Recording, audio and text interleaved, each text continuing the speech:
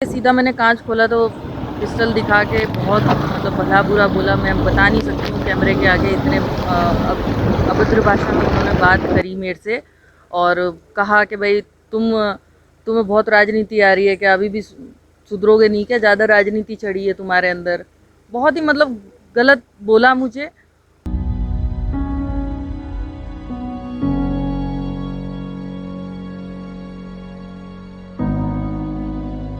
उसके बाद जो साथी थे उनके साथ 4 लोग थे, करीब 3 से 4 लोग जो नीचे उतरे थे गाड़ी से, वो दूसरे लोग कह रहे थे कि जल्दी चल, तो उसको वो बहुत हाइपर हो रहा था एक बंदा उसमें से, और उसने लेके सीधा मेरे गाड़ी पे मारा जहाँ जिस साइड में बैठी हुई। का कांच टूटा हुआ है।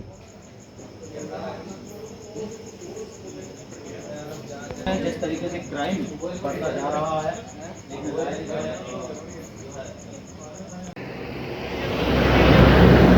लाओ गाड़ी लाओ।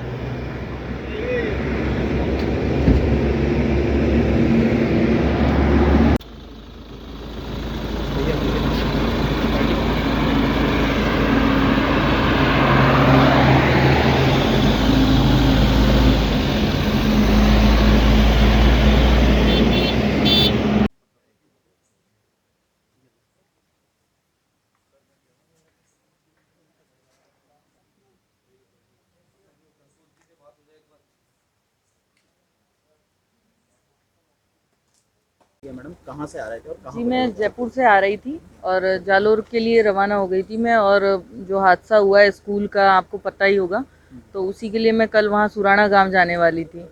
पर यहाँ अजमेर आते आते बीच में जो फ्लाईओवर पड़ता है वहाँ पे एक गाड़ी आती है और ओवरटेक करके मैंने रोक दिया। मैंने सोचा कोई जानकार होंगे क्या पता, और उसके बाद रोक के सीधा मैंने कांच खोला तो पिस्टल दिखा के बहुत मतलब भला बुरा बोला। मैं बता नहीं सकती हूँ कैमरे के आगे, इतने अभद्र भाषा में उन्होंने बात करी मेरे से और कहा कि भाई तुम्हें बहुत राजनीति आ रही है क्या, अभी भी सुधरोगे नहीं क्या, ज़्यादा राजनीति चढ़ी है तुम्हारे अंदर।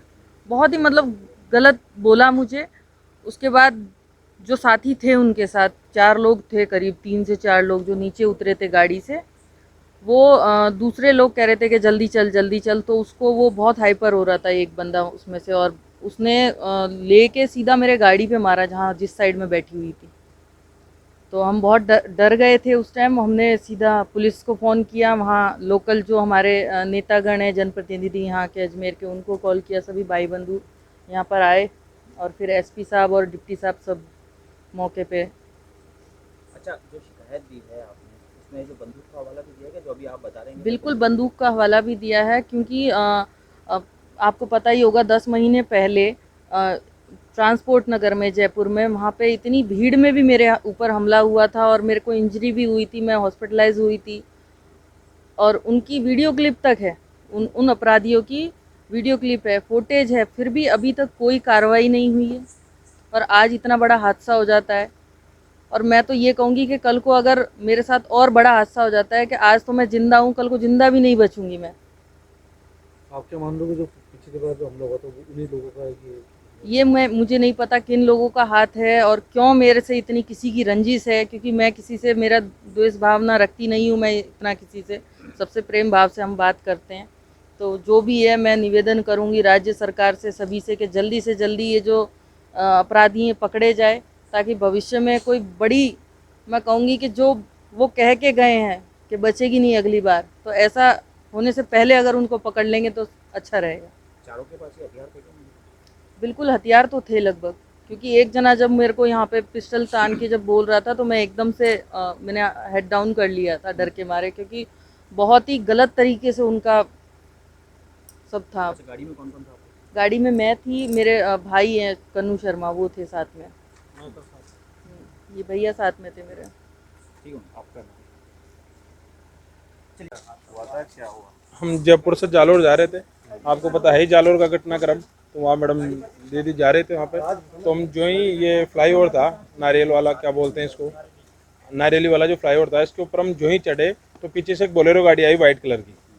उससे थोड़ा सा ऐसा इंडिकेटर देके हमारे को हाथ दिया, तो दीदी को लगा कि हो सकता है अपन वहाँ चल रहे तो अपने कोई कार्यकर्ता हो या कोई जान पहचान वाले, तो हमने गाड़ी रोक ली। गाड़ी रोकते 3-4 लोग फटाक से बोलेरो से उतरे, इधर का आके हमारा ग्लास यूँ टक टक किया तो हमने ग्लास उतार लिया। ग्लास उतारते उसने पिस्टल देता के बोली कि साली अभी तक तू सुधरी नहीं क्या। इतना गंदा गंदा बोला कि तू हमारी ज़्यादा दलितों के नेता हो रही है क्या, तेरे को नेता बनना सिखाऊं क्या, ऐसा नहीं मान लिया, फिर अगले बार इसके लायक भी नहीं छोड़े। बहुत गंदा गंदा बोला, गालियाँ इतनी दी कि मैं मीडिया के सामने इतना बोल ही नहीं सकता। और वो जो पीछे से एक बंदा और था, उसकी थोड़ी लंबी लंबी सी दाढ़ी थी, वो थोड़ा ज़्यादा आईफर हो रहा था। वो ऐसे ढूंढ डांड के एक पत्थर मिला ना उसको, जो ही वो उसने सीधा आगे पत्थर मारा। उसने पत्थर मारते जो हमारे बगल में खड़े थे 2-3 जो उतरे थे, तीनों फटाफट जाके गाड़ी में बैठे। गाड़ी में बैठने के बाद फाटक बंद नहीं उससे पहले गाड़ी रवाना हो गई, 2 सेकंड भी रुके नहीं, तुरंत रवाना होकर भग गए। सफेद कलर की बोलेरो गाड़ी थी। पुलिस में आपने शिकायत की तो बिल्कुल, हमने 100 नंबर पे कॉल करा, 2-4 बार तो व्यस्त आया। उसके बाद में 100 नंबर वालों ने हमें जो नंबर दिया, टोल फ्री नंबर, उन पे कॉल करो, उन पे कॉल करते पुलिस वो मौके पे पहुंची। ना पीछे वाले कोई प्लेट थी नहीं गाड़ी पे, बिना नंबर हाँ बिना नंबर की गाड़ी थी। क्या लग रहा था आपको देखने से? ऐसा लग रहा था कि जयपुर से रहती करते हुए यहाँ तक? सर अब इतना मेरे को आइडिया नहीं है, मेरे को तो हाथ देते हमने लगा कि हो सकता है कोई कार्यकर्ता है, क्योंकि हम डाल रखे थे सोशल मीडिया पे, वहाँ जा रहे थे, सोशल मीडिया पे सबको पता था कि हम वहाँ जा रहे हैं जालोर इस प्रोग्राम। तो हो सकता है कोई कार्यकर्ता है, ये सोच के हमने रोक ली गाड़ी। ठीक, नाम बताएंगे? मेरा नाम कन्हैया शर्मा है। भाई हैं? हाँ बिल्कुल भाई। ठीक है, कन्हैया शर्मा जी है, उसी मेरे साथ में।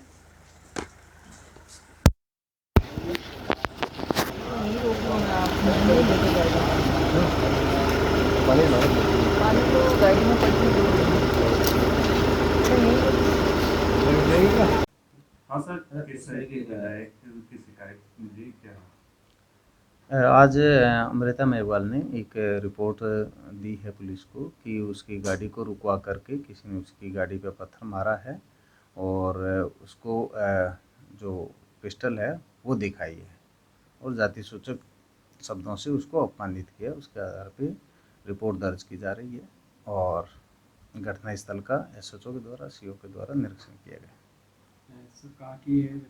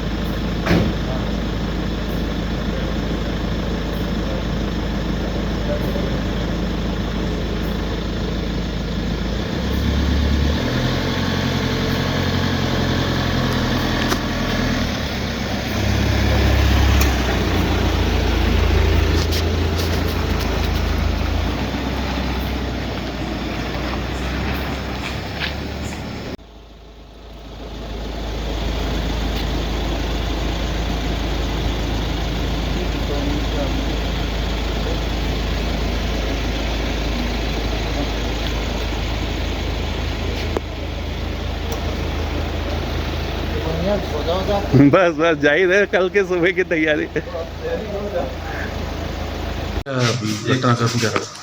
मैं जयपुर से जालोर जा रही थी, तो हमारे यहाँ हादसा हो गया, बच्चा डेथ हो गया जिसका।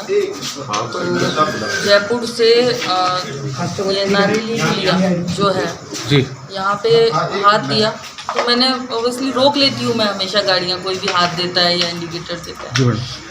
मुझे पता नहीं था भाई कौन क्या है, एकदम से मतलब कहते हैं इतना फास्ट उतर के आए हैं वो। कांच मैंने खोला तब गालियाँ दी हैं, मैं वो शब्द नहीं प्रयोग कर सकती, मतलब इतनी बेहुदा गालियाँ दी है। और उसके बाद मेरे सर पे तान के कहते हैं कि सुधरी नहीं है क्या अभी तक भी। सबसे पहला वर्ड उन्होंने यही बोला कि अभी तक नहीं सुधरेगी क्या। हम बहुत घबरा गए थे उस समय और 3-4 लोग थे वो गाड़ी में भी हो गए, मेरे को नहीं पता, इतना मैंने ध्यान नहीं दिया। और फिर जब जाते जाते उन्होंने बहुत तेज मतलब कांच पे ऐसा मारा ना, एक बार से लगा मुझे जैसे कोई मेरे को मतलब कहते हैं ना जैसे बंदूक की आवाज़ आती है ना, भम कर ऐसे आवाज़ आई और मेरा एकदम दिमाग काम करना बंद हो गया। मैं ये क्या हो गया मेरे साथ, भाई किसकी दुश्मनी है क्या है, मुझे कुछ समझ में नहीं आ रहा है। तो मैं SP साहब आए हैं मौके पर, डिप्टी साहब भी आए हैं, सारा पुलिस प्रशासन यहाँ थाने में आया है।